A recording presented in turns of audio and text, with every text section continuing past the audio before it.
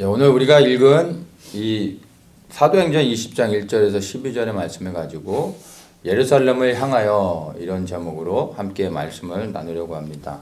본문에 보면은 마게도냐와 두로아라는 두 지역이 언급되는데, 사도 바울이 에베소에서 이제 마게도냐와 두로아를 거쳐서 예루살렘을 향해 이제 가려고 그런 여정을 잡았습니다. 그런데 사실 에베소에서 예루살렘을 갈 때 먼저 마게도니아를 들리는데, 사실은 에베소에서 마게도니아는 배를 타고 또 건너가야 되고 정반대편으로 가는 겁니다.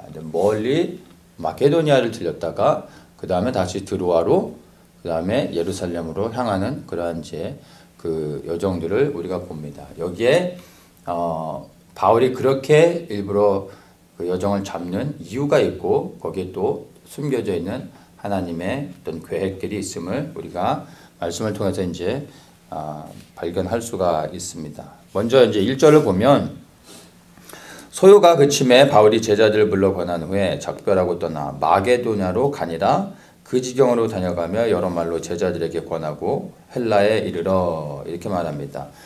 마게도니아에 간 이유는 바로 제자들을 권하기 위한 것이라고 말하고 있습니다. 그러니까 즉 그 교회들을 방문해서 말씀 안에서 견고히 설 수 있도록 그들을 다시 한번 가르치고 권면했다라는 것입니다. 바울이 마케도니아에 들린 첫 번째 이유는 세워놓은 교회들을 다시 한번 견고히 하기 위한 것입니다. 왜냐하면 이 3차 전도 여행은 특별히 새로운 교회들을 개척하기보다는 개척되어진 교회들을 방문하면서 그 교회들을 견고하게 세우는 일들에 초점을 맞췄습니다. 그리고 3차 전도 여행을 마지막으로 이제 예루살렘으로 가는 것으로 잡았는데, 그 예루살렘에 가면 어떠한 일이 있을지 모르기 때문에 그가 모든 교회를 방문할 때 마지막이라는 그런 간절함이 있었습니다. 그래서 그들에게 방문해서 성도들에게 나누고 그 다음에 이제 예루살렘을 향하려고 했던 것입니다. 그것이 이제 마게도니아를 방문했던 첫 번째 이유이고, 또 두 번째 이유가 있는데, 그 두 번째 이유는 로마서 15장에 보면요, 그 마케도니아 그 그리스 지역을 방문했던 이유에 대해서 좀 설명해 줍니다. 15장 25절에 보면, 그러나 이제는 내가 성도를 섬기는 일로 예루살렘에 가노니 이는 마케도니아와 아가야 사람들이 예루살렘 성도 중 가난한 자들을 위하여 기쁘게 얼마를 동정하였음이라, 이렇게 말합니다. 그러니까 첫 번째 이유는 교회들을 방문해서 교회들을 견고하게 말씀 위에 세우는 일이었고, 두 번째 방문했던 이유는 바로 마케도니아 그 주변에 여러 이방인 교회들이 예루살렘에 보내는 구제 헌금을 준비했었습니다. 그 헌금을 받아서 예루살렘 교회에 방문해서 예루살렘 교회 성도들에게 전달해주고 그들을 또 격려하고 위로하기 위함이었습니다. 초대교회 당시에는 지금 이 시기를 보면 예루살렘 교회를 제외한 대부분의 교회들은 이미 이방인 중심의 교회가 되어졌습니다. 그러니까 예루살렘은 지역 자체가 유대 지역이니까 예루살렘 교회의 성도의 대부분은 다 유대인들입니다. 그 외에 다른 지역들은 이미 이방인들 중심으로 돌아가고 있었습니다. 유대 지역에서 예루살렘 교회 내에서 예수님을 믿고 그리고 그리스도인이 된다는 것은 유대교를 떠나는 것을 의미합니다. 그러니까 유대교에서 사실은 출교를 당하는 거죠. 예루살렘에서 유대교를 떠난다는 것은 모든 사회적인 그 혜택들을 다 포기하는 것입니다. 불이익을 당할 수밖에 없게 되죠. 그러다 보니까 예루살렘 교회 내에는 지위가 있고 또 이렇게 부유한 사람들보다는 대부분 가난한 사람들, 그 사회에서 소외받는 좀 부족한 사람들, 연약한 사람들, 이런 사람들이 예루살렘 교회에 주를 이루었습니다. 그러다 보니까 예루살렘 교회 안에는 늘 구제받는 사람들로 넘쳐났고, 그 예루살렘 교회 성도들을 돕는 것들이 교회 사역 가운데 굉장히 중요했던 부분이었습니다. 그리고 이방인 교회들은 상대적으로 좀 더 이렇게 여유로운 것들을 우리가 볼 수 있습니다. 그래서 이들이 예루살렘 교회를 돕기로 하고 헌금을 보내기로 결정을 했고, 또 바울이 방문해서 헌금을 받아서 예루살렘 교회를 도우려고 했던 것입니다. 27절에 보면 보다 더 구체적으로 그것에 대해서 말해주고 있는데요. 저희가 기뻐서 하였거니와 또한 저희는 그들에게 빚진 자니 만일 이방인들이 그들의 신령한 것을 나눠 가졌으면 육신의 것으로 그들을 섬기는 것이 마땅하니라. 신령한 것을 나눠 받았다고 합니다. spiritual blessing이라고 말하는데, 영적인 축복이 뭡니까? 다른 게 아니라 바로 유대인들을 통해서 그들이 영원한 생명을 얻게 되어졌죠. 그 은혜로 인해서 그들의 복음의 빚진 자로서 유대인들을 물질로 돕는 것은 너무나 마땅하게 그들이 생각해서 자원하는 마음으로 그렇게 도왔던 것입니다. 그런데 그들이 자원하는 마음으로 도왔지만 이들이 이렇게 예루살렘 교회 성도들 도울 수 있었던 것은 사실 사도 바울의 역할이 컸습니다. 사도 바울이 이방인들에게 복음을 전했을 뿐만 아니라 복음을 받고 구원을 얻은 이방인 성도들에게 끊임없이 예루살렘에 대해서 나누고 예루살렘 교회 성도들에 대해서 전하고, 또 이스라엘 백성들이 얼마나 중요한지에 대해서 사도 바울이 끊임없이 교회들에게도 얘기했습니다. 그래서 이들이 예루살렘 교회를 품을 수 있었던 것을 우리가 볼 수 있습니다. 로마서 11장에 보면 사도 바울의 유대인을 향한 그러한 마음이 나옵니다. 로마서 10장 1절에 보면요. 형제들아 내 마음에 원하는 바와 하나님께 구하는 바는 이스라엘을 위함이니 곧 저희로 구원을 얻게 함이라, 이렇게 말합니다. 그러니까 사도 바울은 우리가 흔히 이방인의 전도자, 이방인의 사도로서 우리가 이해를 하는데, 그가 복음은 이방인들에게 전했지만 그의 마음은 늘 그 민족 유대인들을 품고 있었습니다. 그래서 그 사도 바울이 이방인들에게 복음을 전하고 있지만 그 이방인들에게 복음을 전하는 이유는 바로 이스라엘을 위한 것이다 라고 말하고 있습니다. 바로 그들로 하여금 구원을 얻게 하기 위한 것이다 라고 말하고 있는 것입니다.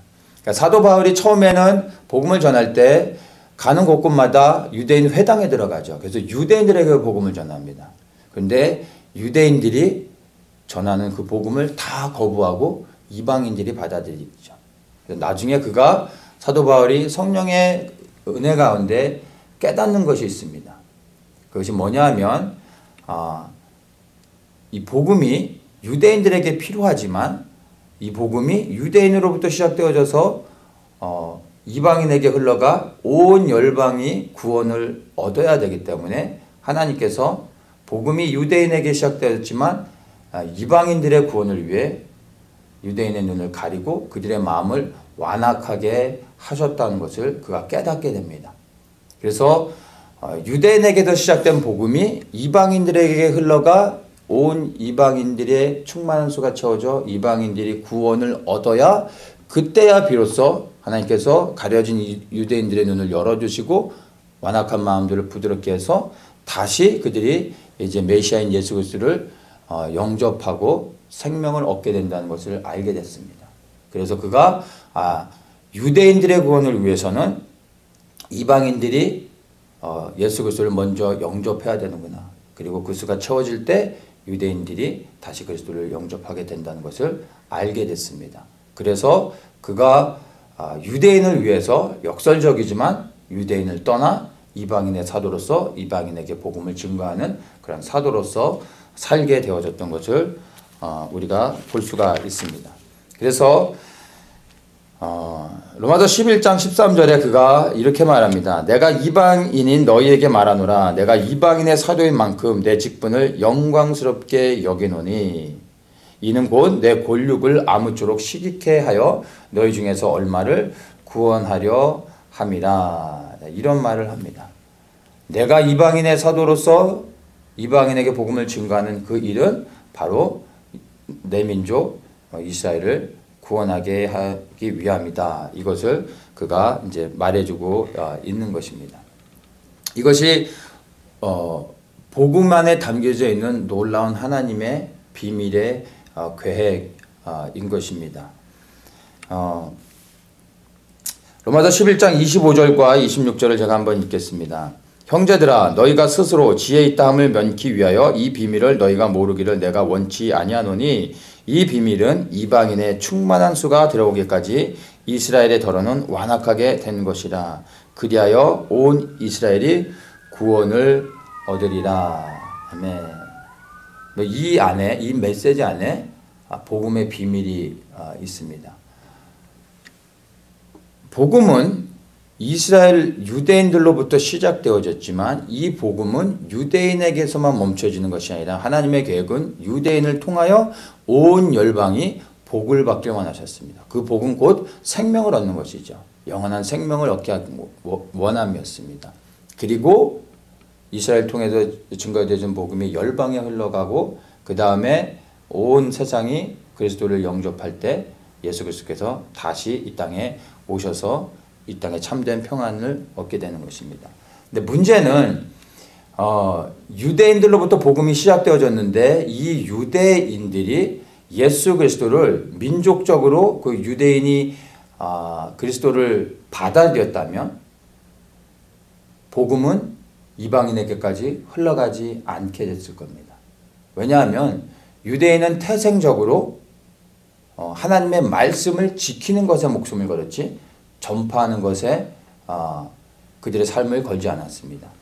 하나님께서 아브라함을 택하여 구별해 내신 다음에 그 다음에 이스라엘 민족들을 세우시고 그 다음에 광야를 지나 가나안 땅에 들어가게 했습니다. 그리고 그 땅에 들어가서 하나님의 말씀을 지키며 구별되어 살게 하셨습니다. 그들에게 주신 하나님의 사명은 하나님이 주신 말씀을 생명 걸고 지키는 것이었습니다. 그래서 그들은 정말로 그들의 역사를 통해서 보면 하나님이 그들에게 주신 말씀을 1.1획도 변함없이 끝까지 지키는 것에 생명을 걸었습니다. 그래서 가나안 땅에 들어가 살면서 이방인들과 구별되어져서 그들의 여호와 하나님 한 분만을 섬기며 살았습니다. 그런 사람들이 그들에게 주신 하나님의 말씀을 이방인들에게 나눈다는 것은 그들은 상상할 수가 없었던 것입니다. 말씀을 지켜가는 것이 그 이방인들과 구별되어지고 오직 그들에게 주신 하나님의 말씀을 지켜가는 게 그들에게 그 민족에게 있어서 사명감이었던 것입니다. 근데 이들이 만약에 복음을 받아들였다면 자원해서 유대교로 들어와서 하나님을 믿겠다고 하면은 받아들이겠지만 그들이 일부러 나가서 복음을 전할 일은 없었던 것이죠. 그래서 복음이 유대인에게 시작되어졌지만 이방인의 구원을 위하여서는 하나님께서 택하신 하나님의 백성 이스라엘의 눈을 가리실 수밖에 없었던 것입니다. 그들의 마음이 굳어지게 할 수밖에 없었던 것입니다. 그들이 복음을 놓치고 하나님이 잠깐 그들을 버리는 동안에 이방인의 구원이 시작되게 된 것입니다. 누군가 복음을 전하지 않으면 우리에게 허락하신 생명을 우리가 받을 수가 없는 거죠. 예수 그리스도께서 우리를 위하여 십자가에서 돌아가셨습니다. 우리는 그것을 믿기만 하면 구원을 얻지만 전파하는 자가 없다면 그것을 우리가 믿을 수가 없는 거죠. 누군가 전파해 줘야 되는데 그 복음이 열방 가운데 흘러갈 수 있도록 전해주는 것이 바로 이방인 교회들의 역할이었던 것입니다. 복음은 유대인에게 시작되어졌지만 열방의 복음을 증거하는 것은 이방인 교회들의 역할이었던 것입니다. 그리고 이방인의 충만한 수가 채워질 때 비로소 이제 이들이 바로 유대인들이 이방인의 구원을 통하여 시기나게 하고 그들이 바로 그들을 구원하신 여호와 하나님 앞에 나아가며 메시아인 예수 그리스도를 영접하게 되어지고 그들이 돌아와서 이제 예수 그리스도를 그들의 메시아로 인정할 때 이제 예수 그리스도께서 오시는 것입니다. 그래서 이방인의 충만한 수가 지금 채워져 가고 있는 것을 우리가 볼 수가 있습니다. 열방에 수많은 교회들이 세워지고 복음이 증거되어졌습니다. 이방인의 충만한 수가 채워진다는 것은 곧 유대인들이 이제 다시 회복되는 것이죠. 지금 온 열방에 흩어진 유대인들이 이스라엘로 돌아오고 있습니다. 나라가 없던 민족이 다시 생겨났을 뿐만 아니라 그리고 그곳으로 흩어졌던 유대인들이 돌아오고 그리고 잃어버렸던 10지파들, 그 모든 지파들이 회복되어지고 그 이스라엘 안에 모여들고 있는 것을 봅니다. 이 12지파가 온전히 회복되어진 다음에 이들이 그 땅에서 바룩하바 벳셈 아도나이 찬송하이로다 주의 이름으로 오시는 여, 이들이 예수 그리스도를 그들의 메시아로 인정하고 찬양하고 그 메시아를 부르짖을 때 주님께서 다시 오시는 겁니다.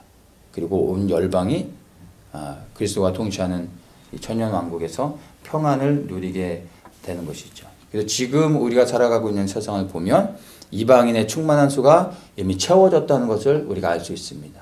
바로 유대인들이 회복되고 이스라엘이 회복되고 있는 것을 통해 우리가 그것을 분명히 알 수가 있습니다. 그래서 이스라엘의 회복, 그러니까 이방인의 충만한 수가 채워져서 이스라엘이 회복되어지는 것, 그것이 우리가 그렇게 소망하고 기다리는 우리의 메시아인 예수 그리스도께서 재림하시는 것이죠. 그래서 우리가 그 어느 때보다도 구원받은 성도들로서 그리고 복음의 빚진 자들로서 이스라엘을 위해서 기도해야 되는 이유가 되는 것입니다. 우리가 그들에게 복음의 빚을 졌을 뿐만 아니라 그 이스라엘의 회복이 곧 바로 예수 그리스도 우리의 왕 되신 주님이 이 땅에 오실 수 있는 환경들이 되어지는 것이기 때문에 우리가 그 어느 때보다도 이스라엘을 위해서 기도할 수 있어야 됩니다. 그래서 예수 그리스도의 희생을 통하여서 우리가 구원을 받았지만 그리스도의 희생일 뿐만 아니라 하나님이 택한 이스라엘 백성들의 버려짐을 통하여서 우리가 복음을 듣게 되어졌다는 걸 기억해야 됩니다. 우리를 구원하기 위해서 예수 그리스도께서 희생되어졌을 뿐만 아니라 바로 택하신 하나님의 백성을 하나님께서 잠시 그들의 눈을 가리실 수밖에 없었던 아버지의 마음을 우리가 이해해야 됩니다. 그래서 정말 우리가 주님께 감사할 뿐만 아니라 우리의 구원을 위해 버림을 받았던 이스라엘 백성들, 그 유대인들을 우리가 사랑하며 그들을 우리가 축복하고 그들을 위해서 우리가 섬길 수 있어야 되는 것입니다. 그래서 세계 역사를 보면 교회에 하나님께서 교회의 축복과 부흥을 주셨고 그 교회가 속한 공동체의 나라와 민족 가운데 하나님께서 엄청난 이 번영을 역사 속에서 보면 허락해 주셨던 것을 알고 있습니다. 이 모든 것이 바로 유대인들을 다시 회복하기 위한, 이스라엘을 회복하기 위한 것이고 이 땅에 임할 하나님의 나라를 위한 것임을 우리가 알 수 있습니다. 그래서 우리가 복음의 빚진 자로서 정말로 그리스도께 감사하며 그리스도를 찬양할 뿐만 아니라 우리가 유대인들을 품고 이제는 이방인의 충만수가 채워졌고 하나님께서 가려진 그들의 눈을 열어가고 계시고 굳어진 마음을 제하고 부드러운 마음을 그들에게 주고 계십니다. 그래서 그들이 정말 예수 그리스도를 만나고 수많은 유대인들이 그리스도를 영접하는 일들이 있습니다. 그래서 우리가 계속 그것들을 위해 유대인들의 회복을 위해 구원을 위해서도 빚진 자로서 우리가 계속해서 기도해야 됩니다. 그것들을 위해서도 우리가 함께 기도하면서 나가면 좋겠습니다. 이렇게 해서 마케도니아에서 그가 방문하고 성도들을 견고히 세운 다음에 구제원금을 받아서 이젠 그가 예루살렘을 향해 가는데 다음으로 간 지역이 드로아입니다. 이제 드로아를 거쳐서 예루살렘으로 들어가는데 20장 6절을 한번 보도록 하겠습니다. 우리는 무교절 후에 빌립보에서 배로 떠나 닷셈 안에 드로아에 있는 그들에게 가서 이래를 머무니라 이렇게 말하고 있는데 7절에 연결해서 봅니다. 안식 후 첫날 우리가 떡을 떼려 하여 모였더니 이렇게 말합니다. 안식 후 첫날에 성도들과 함께 모여서 이들이 떡을 떼고 또 잔을 나누며 교제하고 또 말씀을 나누는 것을 볼 수가 있습니다. 초대교회 성도들이 언제 모였는지를 이것을 통해서 우리가 좀 알 수 있는 겁니다. 처음에는 초대교회 성도들이 안식일에 모였고 그 다음에 안식 후 첫날, 즉 예수님이 부활하신 그 부활절 날에 또 모였습니다. 처음에 교회 성도들이 대부분이 유대인들이었으니까 안식일 날 모이는 건 당연한 거고요. 안식일 날 모이고 그 다음 날에 예수님이 부활하셨기 때문에 예수를 믿는 사람들은 안식 후 그 다음날 모여가지고 떡을 떼고 잔을 나누면서 그리스도의 죽으심과 부활을 항상 기념했습니다. 그래서 안식일에 모이고 그 다음날 썬데이에 그들이 모여서 또다시 예배하며 찬양하며 그리고 떡을 떼고 그리고 또 감사하는 시간들을 가졌던 것을 볼 수 있습니다.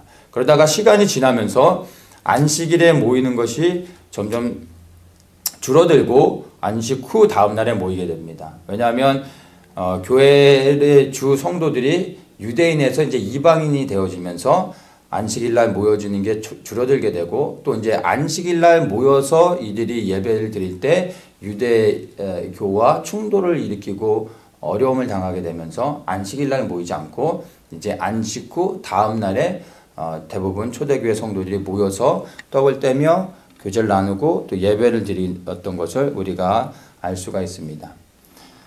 간혹 우리가 언제 예배를 드리는 것이 성경적인가 하면서 뭐 토요일이냐 주일이냐 이런 것들을 가지고 이제 얘기하고 그러는데 교회의 역사를 통해서 보면은 중요한 것은 날짜가 아니라 그 시대의 상황에 따라서 이렇게 우리가 그 흐름 안에서 가면은 되는 겁니다. 그래서 이 날짜 자체가 성경에서 우리에게 무엇을 요구하고 있는 것은 아니라는 것을 우리가 좀 알아야 됩니다. 믿는 그리스도인들에게는 유대인들에게는 6일을 일하고 7일째 쉬면서 그날 안식하고 하나님을 기억하고 하나님께 감사하지만 또 예수 그리스도를 통해서 구원을 받은 그리고 생명을 얻은 우리 그리스도인들에게서는 안식 후 다음 날이 또 굉장히 중요한 겁니다. 어떻게 보면 예수 그리스도를 믿는 우리 그리스도인들에게서는 안식 후 다음 날이 우리의 삶의 새로운 시작이 되는 겁니다. 왜냐하면 그날 예수 그리스도께서 부활하셨고 그 부활하심으로 말미암아 우리가 부활에 대한 생명과 그 소망을 갖게 되어졌습니다. 그래서 우리는 부활의 생명을 가진 그 날 이후로부터가 우리 그리스도인들의 새로운 삶의 시작이라고 말할 수 있습니다. 그래서 우리는 부활하신 주님을 기억하고 그때 함께 예배드리며 그 부활의 생명을 가지고 일주일의 삶을 시작하는 것이죠. 그래서 부활절에 우리가 모여 예배하는 것 또한 하나님이 기뻐하시는 것입니다. 사실 우리는 이렇게 해서 뭐 토요일 날에도 예배를 드릴 수 있고 주일 날에도 예배를 드릴 수 있지만 고난과 핍박 가운데 예배를 드리는 것이 불법인 상황 가운데서 예배를 드리고 있는 지하교회 성도들은 이런 논쟁 자체가 의미가 없는 거죠. 토요일에 드리든 주일날 드리든 이게 중요한 게 아니라 그들은 예배만 드릴 수 있다면 언제든지 예배를 드리려고 할 것입니다. 사실 어느 날을 정해놓고 예배를 드린다는 게 이런 그 예수님을 믿는 게 불법인 지역에서는 불가능하죠. 오히려 정해진 시간과 날에 예배를 드리다 보면 오히려 더 위험해질 수 있습니다. 그래서 모일 수 있을 때 아무 때나 모이죠. 그리고 할 수 있으면 매일 모이려고 했을 겁니다. 그리고 초대교회도 보면은 안식 후 첫날에만 모인 것이 아니라 매일 그들이 모여서 예배를 드렸다는 것을 우리가 알 수가 있습니다. 그리고 정말로 우리가 예수 그리스도를 사랑하고 예수 그리스도를 믿는 사람들이라면 일주일에 한 번 예배를 드린 것으로 만족하고 그리고 그 나머지 6일은 예배를 드리지 않고 살아가지는 않습니다. 주일날 우리가 예배를 드리지만 오늘 예배를 드렸기 때문에 다음 6일 동안은 내 마음대로 살아가도 되는 것이 아니라 오늘 예배를 드렸지만 내일도 우리가 개인의 삶의 현장 가운데서 주님을 만나고 주님을 찬양하고 또 기도함으로 나아가고 말씀으로 하나님의 뜻을 분별하는 것들을 멈추지 않죠. 왜냐하면 이 모든 것들이 다 예배이고 또 예배를 통해서 우리가 주님의 뜻을 알아가야 되기 때문에 참된 그리스도인들은 끊임없이 예배를 드립니다. 그래서 진정한 안식일의 의미들을 우리가 이해를 해야 됩니다. 어느 날 예배를 드리느냐 이것이 안식일의 초점이 아니라 안식일에 정말 모든 것을 내려놓고 하나님 안에서 쉼을 얻는 것 그게 중요합니다. 그런데 하나님 안에서 쉼을 얻는다는 것은 그냥 육신의 쉼을 얻을 뿐만 아니라 모든 것을 내려놓고 오직 하나님만을 예배하며 하나님 안에서 기뻐하고 즐거워하고 그리고 하나님께 감사하는 것 그것이 바로 참된 안식일의 의미인 것입니다. 그래서 하나님께서 모든 것을 내려놓고 다른 것을 스톱하고 하나님께만 집중하게 하셨던 것입니다. 근데 유대인들은 이것을 가지고 무엇을 해야 된다, 무엇을 하면 안 된다, 하라 하지 말라라는 율법으로 안식일을 얽매이기 시작했을 때 참된 안식일의 의미를 놓쳐버리게 됐던 것입니다. 그래서 여러분 매일의 삶의 현장 가운데서 안식일이 되게 하시고 그 매일의 삶의 그 순간순간 가운데 여러분 주님을 예배하고 찬양하는 그러한 은혜의 시간들을 누리시기를 축복합니다. 이 마지막 때가 될수록 여러 가지 미혹들이 심해지는데 이단들이 마지막 때가 되면서 보다 더 이 마지막 때를 이용해 가지고 적극적으로 전도 활동을 하는 것을 좀 보게 됩니다. 아실지 모르겠는데 이 마지막 때에 대한 메시지를 누구보다도 그 교회 차원으로 적극적으로 전하고 있는 게 이단들입니다. 특별히 이제 안식교도 마지막 때에 대한 메시지를 가지고 전도 활동을 적극적으로 합니다. 그래서 지금 우리가 살아가고 있는 시대가 왜 마지막 때이고 예수 그리스도의 재림이 얼마나 임박해 있는지 이런 것들을 안식교에서 전도를 위해서 마지막 때를 전합니다. 특별히 666에 대한 거. 그래서 앞으로 666 표를 받는 일이 있게 될 텐데 이 666 표를 받으면 영원한 불못에 떨어진다고 하면서 이제 마지막 때에 대한 메시지를 전합니다. 근데 결론은 뭘로 가냐 하면 666 표를 받으면 지옥에 떨어지는데 그 666 표가 결론은 뭘로 짓냐면 주일날, 일요일날 예배를 드리는 게 그게 곧 적그리스도 시스템 안에 굴복해서 표를 받는 것이라고. 그래서 일요일날 예배 드리는 모든 사람들은 다 지옥에 가게 된다고. 안식일, 토요일날 예배를 드려야 된다고. 결론을 이렇게 맺습니다. 시작은 마지막 달 전하면서 괜찮게 가는데 끝은 결국에는 세러데이에 예배를 드려야 된다는 거죠. 이게 이제 마지막 때의 미혹입니다. 여러분 요일은 중요하지 않습니다. 여러분 매일 예배 드리십시오. 여러분의 삶의 현장에서 날마다 예배를 드리시는 은혜가 있기를 축복합니다. 자, 이렇게 안식구 첫날에 사도 바울과 이 두로아의 교회에 성도들이 모여서 떡을 뗍니다. 그리고 이제 7절에 보면 바울이 이튿날 떠나고자 하여 저희에게 강론할세 말을 밤중까지 계속하며 우리의 모인 윗다락에 등불을 많이 켰는데 유두고라는 청년이 창에 걸터 앉았다가 깊이 졸더니 바울이 강론하기를 더우려하며 졸음을 이기지 못하여 3층 위에서 떨어지거늘 일으켜 보니 죽었는지라 이렇게 말합니다. 그러니까 사도 바울이 안식구 첫날 성도들과 함께 모여서 이제 예배를 드리고 말씀을 나누는데 다음날 떠나야 됩니다. 그리고 이제 다음날 떠나면 말씀드린 것처럼 이제 사도 바울이 이 교회를 언제 다시 방문할 수 있을까 하는 그 안타까운 마음에 하나라도 더 그들에게 전해주고 그들과 함께 더 시간을 보내기 위해서 밤이 늦도록 말씀을 나눴던 것입니다. 그러다가 이 늦은 밤에 이 유두고라는 사람이 졸다가 3층에서 떨어져서 죽었다라고 이제 말을 하고 있습니다. 유두고가 이제 3층에서 떨어졌다고 하는데 이것을 우리가 조금 시대적인 배경을 통해서 우리가 한번 좀 살펴볼 필요가 있습니다. 우리는 이제 이 유두고의 이 사건, 이 본문을 볼 때 초점을 맞추는 게 유두고가 왜 떨어졌는가, 왜 죽었는가, 요거에 초점을 많이 맞추는 것을 제가 보게 됩니다. 그래서 말씀을 들을 때 졸면 안 된다. 여러분 졸지 마십시오. 졸면 큰일 납니다. 그래서 깨어 있어야 된다. 이걸 또 마지막 때와도 연결해서 정말 우리가 깨어 있어야 된다 하면서 이 죽음의 초점을 많이 맞추는 것을 좀 보게 됩니다.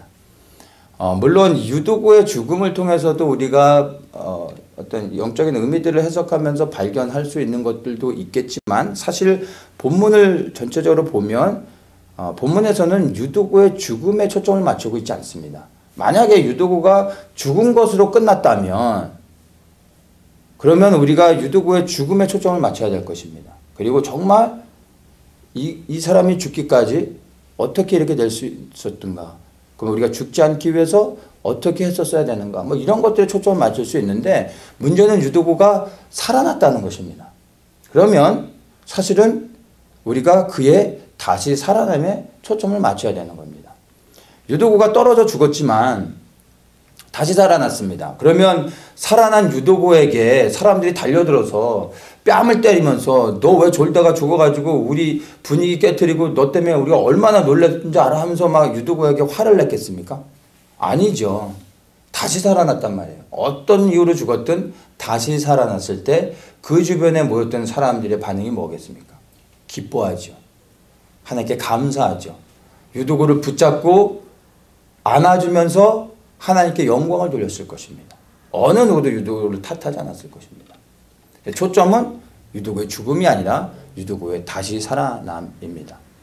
여기서 보면 3층 누에서 떨어졌다고 하는데 우리는 흔히 3층에서 떨어진 걸로 얘기하는데 왜 3층이라고 써져 있는지는 모르겠습니다. 근데 예전에 성경들의 다른 번역들을 보면은 2층이라고도 나와 있습니다. 근데 대부분의 성경은 3층으로 나와 있는데 역사적인 배경들을 보면 이 초대교회 당시에 사람들이 모여서 예배드리는 곳은 다 가정교회였습니다. 가정교회라 하면 개인의 집에 모여서 예배를 드리는 거였죠. 그러니까 우리가 잘 생각해 보면요, 미국도 한 1970년대만 해도 다 1층 집이었습니다. 80년대도 대부분 다 1층 집이었고 2층 집이 생긴 게 거의 뭐 90년대 이후로는 이제 트렌드가 되어졌죠. 그렇다면은 이 AD 1세기에 이 지역에서 3층 집을 가진 개인이 있을 수 있었는가? 우리가 곰곰이 생각해 볼 필요가 있습니다. 근데 간혹 부자들은, 아주 부자들은 2층 집을 가지고 있는 사람들도 있었습니다. 그러나 여기가 모이는 곳이 어떤 커머셜한 건물이 아니라 개인 가정집이거든요. 그래서 3층이 아니라 2층이었을 가능성이 더 많습니다. 그러니까 집은 2층인데 창문은 3층으로 나 있는 것이죠. 그러니까 초점은 2층이냐 3층이냐가 중요한 게 아니라 제가 말씀을 드리고자 하는 것은 유도구가 걸쳐 앉았던 창이 생각보다 높지 않았다는 것입니다. 떨어지면 아프고 다칠 수는 있지만 그가 떨어져 죽는다는 것은 사실은 어렵다는 것이죠. 떨어져 죽는 게 오히려 기적일 가능성이 더 많았던 것입니다. 근데 그가 떨어져서 죽었다는 것이죠. 왜냐하면 하나님의 뜻을 이루기 위해서 하나님께서 떨어져서 죽음을 경험하게 했던 것입니다. 하나님의 계획하심이 있었던 것이죠. 우리가 지금의 이 모임을 잘 보면요, 언제 모였습니까? 안식 후 첫날, 즉 예수님이 부활하신 날, 부활절에 모여서 떡을 떼고 잔을 나누며 예수 그리스도의 죽으심과 부활을 기념하고 그 부활의 소망을 함께 나누고 있었던 것입니다. 그런데 그날 바로 유두고가 죽음을 당했고 사도 바울을 통해서 예수 그리스도께서 죽은 유두고를 다시 살리셨습니다. 이들이 그리스도의 죽으심과 부활을 함께 나누고 그 부활의 소망을 갖고 확신하며 믿었는데 그들이 그 예배의 현장 가운데서 부활을 실제로 경험하게 됐던 것입니다. 그러면 이 예배 현장에 있었던 사람들의 그 감동은 어떻겠었습니까? 이루 말할 수가 없었겠죠. 와, 이 부활이 정말 사실이구나. 그리스도를 믿을 때 정말로 죽은 자들이 다시 일어날 수 있는 거구나. 유두고를 통하여 이들은 부활을 온몸으로 입체적으로 체험했을 것입니다. 그리고 부활에 대한 소망을 더욱더 확신할 수 있게 되었던 것입니다. 바로 이것을 위해 유두고를 하나님께서 죽도록 허용하셨던 이유인 것이었던 것입니다. 그래서 12절에 보면 사람들이 살아난 아이를 데리고 와서 위로를 적지 않게 받았더라 이런 말을 합니다. 위로를 받았다고 합니다. 이 위로는 다른 것이 아니라 부활의 소망 가운데 이들이 더욱더 확신을 갖게 되어졌다 이렇게 말할 수 있는 것입니다. 이 부활에 대한 확신 때문에 이들은 믿음이 더욱더 견고해졌을 것입니다. 그리고 그들이 처해져 있는 상황 가운데 여러 가지 고난이 있었지만 고난 가운데도 소망을 더욱더 가질 수 있게 되었을 것이고 또 핍박과 환난이 있지만 그 가운데서도 그들이 하나님을 기뻐하며 소망을 잃지 않고 더욱더 담대함을 가질 수 있는 그러한 은혜의 시간이 되어졌을 것입니다. 사실 초대교회 모든 성도들이 죽음 앞에서도 순교하면서 끝까지 믿음을 지킬 수 있었던 이유가 다른 것이 아니라 이 부활에 대한 소망과 확신 때문이었습니다. 나는 지금 죽을 수 있지만 내가 이 육신을 벗고 난 후에 그리스도께서 나를 다시 살리셔서 영원한 생명을 주실 것이라는 이 확신이 있었기 때문에 죽음 앞에서도 이들이 믿음을 포기하지 않고 버리지 않고 끝까지 주님을 신뢰할 수 있었던 것입니다. 그리고 절망과 낙심 가운데서도 기뻐하고 고난과 핍박 가운데서도 평안할 수 있는 유일한 이유가 바로 초대교회 성도들에게 이 부활의 소망이 있었기 때문입니다. 특별히 이 드로아의 초대교회 성도들이 유두고의 사건을 통해서 부활에 대한 확신을 더욱더 강하게 가졌다는 것을 우리가 알 수가 있습니다. 우리의 삶의 현장 가운데서도 우리가 낙심되는 일들이 있고 우리를 절망케 하는 일들이 있고 실제적으로 죽음 앞에 놓여진 상황 가운데서 힘들어하는 사람들도 있을 수 있습니다. 꼭 우리의 육체적인 죽음 앞에 놓여 있지 않다 할지라도 우리의 삶의 현장 가운데서 우리가 감당할 수 없는 낙심되는 여러 가지 일들도 있을 수 있습니다. 그러나 여러분, 어떠한 상황에 있든 우리가 부활하신 주님 앞으로 나아갈 때 그 부활하신 주님 안에 생명이 있습니다. 그러면 우리가 부활하신 주님 앞에 나아가 그분 안에 있는 생명을 얻을 때 우리가 어떤 상황에 놓여 있다 할지라도 우리는 부활의 소망을 가지고 우리가 회복되어지며 다시 일어나 우리 믿음을 견고히 지켜갈 수 있는 것입니다. 우리가 우리의 인생 가운데 언제 이 부활을 실제적으로 경험할지는 모르겠습니다. 유두고처럼 정말로 이렇게 현장에서 죽은 자가 살아나는 부활을 경험할 수도 있고 이것이 우리의 삶의 현장 가운데 실제로 오늘 아니면 내일 아니면 1년 후에 일어날 수도 있습니다. 그러나 이것이 우리의 삶의 현장 가운데서 일어나지 않는다 할지라도 우리가 육신을 벗고 주님 앞에 섰을 때 육신의 죽음 이후에 이 부활을 실제로 경험할 수도 있습니다. 언제 우리가 이 부활을 실제적으로 경험할 수 있을지는 모르지만 여러분, 부활의 소망을 가지고 끝까지 주님을 신뢰하며 믿음을 붙잡으셔야 됩니다. 그런 자들에게 부활의 소망을 주실 뿐만 아니라 부활의 능력과 은혜를 하나님께서 누릴 수 있도록 우리에게 축복해 주시는 것입니다. 여러분, 부활의 능력을 정말 누리고 싶으십니까? 그러면 지금 우리의 삶의 현장 가운데서 하나님을 기뻐하고 하나님을 감사하고 하나님께 모든 영광을 돌리십시오. 그러면 우리의 삶의 현장에서도 부활의 생명과 소망을 가지고 우리의 당하는 환경의 어려움과 상관없이 우리가 하나님을 인하여 기뻐할 수 있는 것입니다. 사실은 예수를 믿고 구원을 받는 게 너무나 쉬운 것인데 너무나 어려운 것이 되어졌습니다. 무슨 말이냐면 구원 얻는 길이 그냥 예수 그리스도를 믿으면 구원을 받잖아요. 이게 너무 쉬운 거야. 그래서 구원이 너무 어려워지게 됐습니다.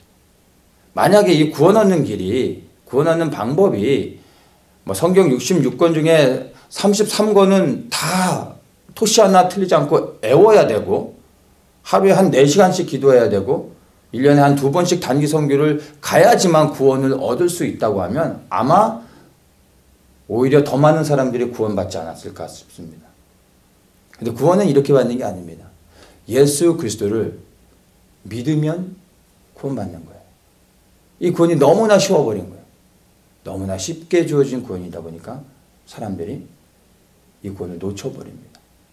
우리의 일상의 삶 가운데 주님을 인정하고 그분이 나의 구원자일 뿐만 아니라 나의 주인으로 고백하고 그 주님을 찬양하고 그 주님을 기뻐하고 그 주님을 사랑하며 그 주님을 위해 살아가면 되는 거예요. 너무 쉬운 거예요. 그런데 너무나 쉽게 주어졌기 때문에 사람들이 하지 않는 거예요. 일상의 생활 가운데서 주님을 찬양하는 게 어렵습니까? 매 순간순간마다 하늘을 바라보면서 하나님을 찬양하는 거예요. 그리스도께서 우리에게 베풀어 주시는 그 은혜로 인하여 감사하는 거예요. 고백하는 거예요. 그리고 기뻐하는 거예요. 이게 어려운 겁니까? 너무 쉬운 거죠. 그래서 사람들이 하지 않습니다. 그래서 구원이 쉽지만 구원이 결국엔 어려워지게 되는 겁니다. 여러분, 매일의 삶 속에서 이 쉬운 것 같지만 어려운 주님을 찬양하는 것을 멈추지 마십시오. 그리고 주님을 기뻐하십시오. 감사하십시오. 그러면 부활의 소망을 우리의 삶의 현장 가운데서 내가 찬양하고 그리고 주님을 높이고 주님을 사랑하는 만큼 그 부활의 능력과 소망들을 더욱더 갖게 될 수 있고 우리의 삶의 현장에서 승리할 수 있는 동력이 되어질 것입니다. 유대인이 전해준 복음으로 구원을 얻은 우리 모든 이방 그리스도인들은 예루살렘을 향하여 나가야 됩니다. 복음의 빚진 자로서 유대인들을 품고 그리고 예루살렘을 향하여 나아갈 때 그리고 유대인들의 구원을 위해 우리가 힘쓰고 예루살렘 평안을 위해 기도할 때 부활의 능력으로 우리와 함께 하시며 우리의 모든 유대인들을 품고 예루살렘을 향해 나가는 그 발걸음 가운데 하나님께서 축복하시며 함께 하실 것입니다. 바로 우리 마음 가운데 빚진 자로서 이스라엘을 바라보며 유대인들을 축복하며 그리고 그리스도께서 다시 오실 그 영광의 땅 예루살렘 그곳을 우리의 시선을 고정시키고 나아가시는 그런 모든 분들 되시기를 예수님의 이름으로 축복합니다.